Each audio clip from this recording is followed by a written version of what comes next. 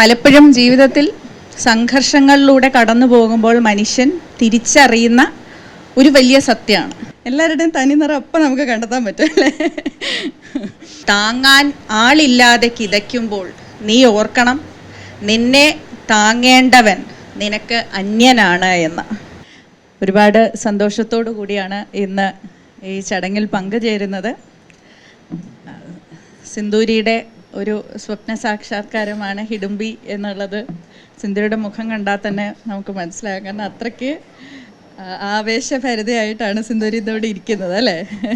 യഥാർത്ഥത്തിൽ എഴുത്തുകാരിയുടെ ആ ഒരു ഹൃദയകൽപ്പനയാണ് ഈ പുസ്തകത്തിലുള്ളത് എന്ന് പറയുന്നതിൽ ഒരു അതിശയോക്തി ഇല്ല എന്നാണ് എനിക്ക് തോന്നുന്നത്. അത്രമാത്രം ഹിഡുംബി എന്നുള്ള ഒരു കഥാപാത്രത്തെ തൻ്റെ ഉള്ളിൽ നെഞ്ചിൽ പേറിക്കൊണ്ട് ചാലിച്ചെഴുതിയ ഒരു നോവലാണ് എന്നുള്ളത് നമുക്ക് വായിക്കാൻ തുടങ്ങുമ്പോൾ തന്നെ മനസ്സിലാകും. അധികം സങ്കീർണതകളൊന്നും ഇല്ലാതെ നമ്മൾ മഹാഭാരതം, ഹിഡുംബി എന്നുള്ള ഈ വാക്കുകളൊക്കെ കേൾക്കുമ്പോൾ ഇതൊക്കെ നമുക്ക് വായിച്ചാൽ മനസ്സിലാകുമോ എന്നുള്ള ഒരു ചിന്ത ചിലർക്കെങ്കിലും ഉണ്ടാകും. കാരണം ഇതിനെക്കുറിച്ചൊക്കെ എന്തെങ്കിലും ഒരു അടിസ്ഥാന ധാരണ ഇല്ലാതെ വായിച്ചാൽ മനസ്സിലാകുമോ എന്നൊക്കെയുള്ള ചില ആശങ്കകൾ വായനക്കാർക്കുണ്ടാകും. അങ്ങനെയുള്ള ആശങ്ക ഒന്നും വേണ്ട എന്നുള്ളതാണ് എനിക്ക് ആദ്യമായിട്ട് പറയാനുള്ളത്. ഞാൻ പുസ്തകം ബ്രിട്ടാ സാർ പറഞ്ഞ പോലെ ഞാൻ പൂർണ്ണമായിട്ട് വായിച്ചിട്ടില്ല, പക്ഷേ വായിച്ചു തുടങ്ങി, കുറച്ച് ഭാഗങ്ങൾ വായിച്ചു. അപ്പോൾ തന്നെ എനിക്ക് മനസ്സിലായ കാര്യം, വളരെ ലളിതമായി നമുക്ക് പെട്ടെന്ന് നമ്മുടെ മനസ്സിനെ ആകർഷിക്കുന്ന രീതിയിലുള്ള പദപ്രയോഗങ്ങൾ വഴി വളരെ രസകരമായ ഒരു യാത്രയിലൂടെയാണ് സിന്ദൂരി നമ്മളെ ഹിഡുംബി എന്ന നോവലിലൂടെ കൊണ്ടുപോകുന്നത് എന്നുള്ളതാണ് എനിക്ക് മനസ്സിലായത്. അപ്പോൾ അതുകൊണ്ട് തന്നെ ഈ ഒരു സഞ്ചാരത്തിൽ നിങ്ങളെല്ലാവരും സിന്ദൂരിയോടൊപ്പം പങ്കുചേരും എന്നുള്ളതാണ് എൻ്റെ പ്രതീക്ഷയും. നേരത്തെ ഇവിടെ സൂചിപ്പിച്ചതുപോലെ പുരാണ ഇതിവൃത്തങ്ങൾ നമുക്ക് അനേകം പുസ്തകങ്ങളിലൂടെ വീണ്ടും ഒരു പുനർവായന നടത്തുവാനും ഒരു പുതിയ വീക്ഷണത്തിലൂടെ അവയെ കാണുവാനുമൊക്കെ നമുക്ക് പലപ്പോഴും സാധിച്ചിട്ടുണ്ട്. അപ്പോൾ ആ ഒരു ഇനത്തിൽ തീർച്ചയായിട്ടും നമുക്ക് കൂടുതൽ ഊർജം പകരുന്ന, കൂടുതൽ ഇന്നത്തെ സാമൂഹിക വസ്തുതകളോട് നിരക്കുന്ന രീതിയിലുള്ള ഒരു വായനയായിരിക്കും ഹിഡുംബി എന്നാണ് എനിക്ക് സൂചിപ്പിക്കുവാനുള്ളത്. പലപ്പോഴും മഹാഭാരതത്തെക്കുറിച്ച് നമ്മൾ സംസാരിക്കുമ്പോൾ എല്ലാ കഥകളും ഇതിനകത്തുണ്ട് എന്നുള്ള ഒരു ചൊല്ലുണ്ട്. നമ്മുടെയൊക്കെ ഒരു പക്ഷേ 2 തലമുറകൾക്ക് മുൻപുള്ള ആളുകളോട് നമ്മൾ സംസാരിക്കുകയാണെങ്കിൽ ഇതിനകത്തില്ലാത്ത കഥയൊന്നും ലോകത്തില്ല എന്ന് പലരും പറഞ്ഞ് ഞാൻ കേട്ടിട്ടുണ്ട്. അത്തരത്തിലുള്ള ഒരു വാചകം അതിനെ അന്വർത്ഥമാക്കിക്കൊണ്ടാണ് ഇത്തരത്തിലുള്ള വ്യാഖ്യാനങ്ങൾക്കും കൂടി അതിലിടം നൽകുന്നത് എന്നാണ് ഞാൻ കരുതുന്നത്. കാരണം അതിൽ നിന്ന് നമ്മൾ പ്രചോദനം ഊറ്റിയെടുത്തുകൊണ്ട് ഈ ഒരു വ്യാഖ്യാനത്തിനുള്ള ഒരു സ്വാതന്ത്ര്യം കൂടി നമുക്കതിൽ ലഭിക്കുന്നു എന്നുള്ളത് കൊണ്ടാണ് ഇതിനകത്തില്ലാത്ത കഥയൊന്നും ലോകത്തിലില്ല എന്ന് പറയുന്നത്. ആ ഒരു കണ്ണോട്ടത്തിലൂടെ നമ്മൾ നോക്കുമ്പോൾ സിന്ദൂരിയുടെ പുസ്തകത്തിലെ അവസാനത്തെ ഖണ്ഡികയിലെ ഒരു വരിയുണ്ട്. ആ വരി ഇന്ന് ഞാൻ വായിച്ചു കാണിക്കാം.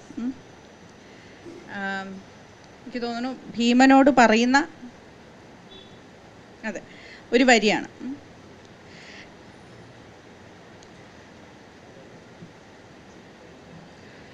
കത്തുന്ന കണ്ണുകളോടെ അവൾ തുടർന്നു എന്ന് പറഞ്ഞ് ആരംഭിക്കുന്ന ഒരു ഖണ്ഡികയാണ്.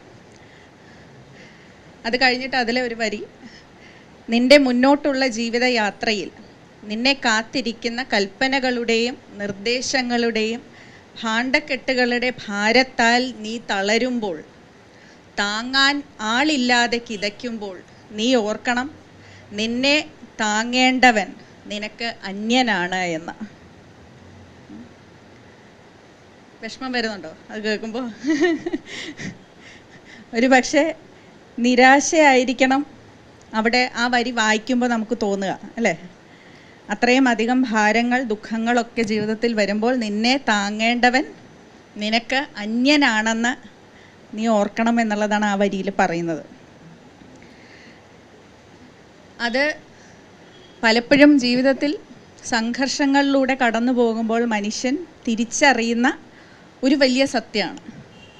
നമ്മളെപ്പോഴും അങ്ങോട്ട് എന്തെങ്കിലും സഹായം ചെയ്യുന്ന ആളുകൾ തന്നെ ആകണം ഇങ്ങോട്ട് മറുസഹായം ചെയ്യേണ്ടത് എന്ന് നമ്മൾ വാശി പിടിക്കുമ്പോൾ ഉണ്ടാകുന്ന ഒരു സംഘർഷമാണ് അതെപ്പോഴും. അങ്ങോട്ട് സ്നേഹം കൊടുക്കുമ്പോൾ അതേ സ്നേഹം ഇങ്ങോട്ട് തത്തുല്യമായി ലഭിക്കണം എന്ന് മനുഷ്യ മനസ്സ് വാശി പിടിക്കുമ്പോൾ ഉണ്ടാകുന്ന ഒരു സംഘർഷമാണ്.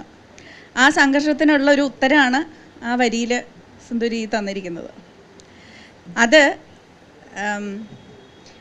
ഹിഡുംബിയുടെ തന്നെ കഥയിൽ ഒരു ഉപകഥയായിട്ട് വരുന്ന മറ്റൊരു ഇതുപോലത്തെ ഒരു വ്യാഖ്യാനമുണ്ട്.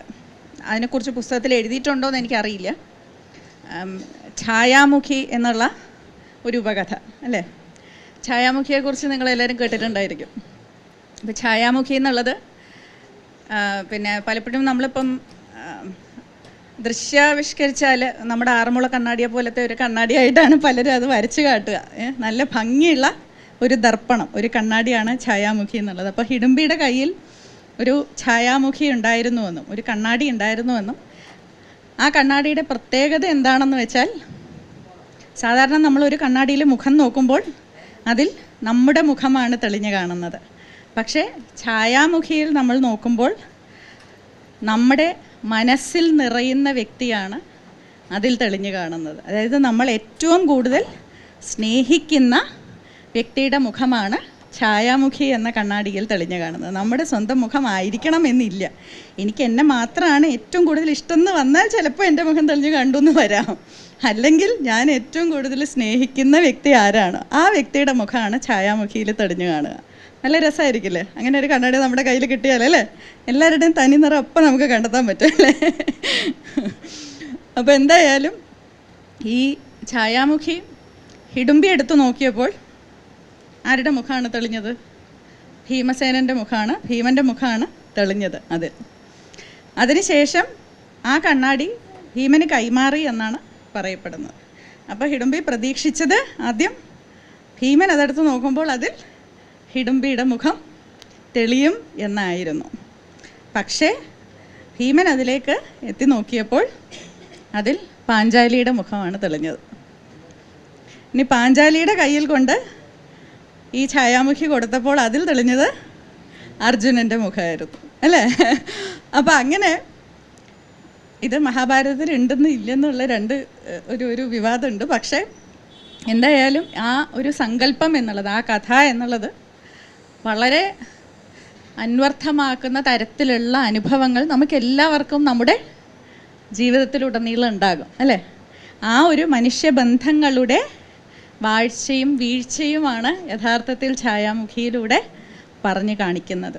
ഹിഡുംബിയുടെ ജീവിതകഥയും അതിലൂടെ നമുക്ക് കാണാൻ സാധിക്കുമ്പോൾ തെളിഞ്ഞു വരുന്ന ഒരു തത്വമാണ് അതിൽ സിന്ധൂരി പറഞ്ഞിട്ടുള്ളത് എന്നാണ് എനിക്ക് തോന്നിയത്.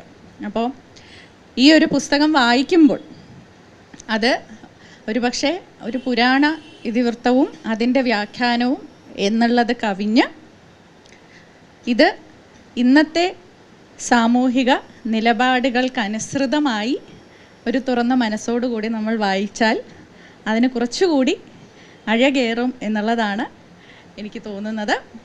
അപ്പോൾ ഇനിയും ഒരുപാട് പുസ്തകങ്ങൾ എഴുതുവാനായിട്ട് സിന്ധൂരിക്ക് സാധിക്കട്ടെ. അതിന് ഊർജം പകരുവാൻ ചിന്താ പബ്ലിഷേഴ്സിനും സാധിക്കട്ടെ.